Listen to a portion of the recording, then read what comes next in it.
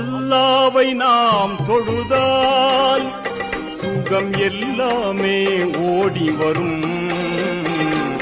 வல்லோனை இணைத்திருந்தால் நல்ல வாழ்க்கையும் தேடி வரும். நல்ல வாழ்க்கையும் தேடி வரும்.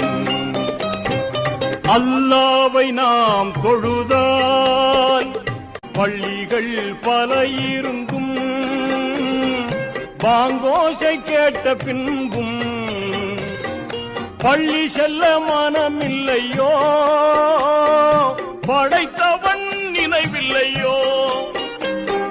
பள்ளி செல்ல மனமில்லையோ, படைத்தவன் நினைவில்லையோ.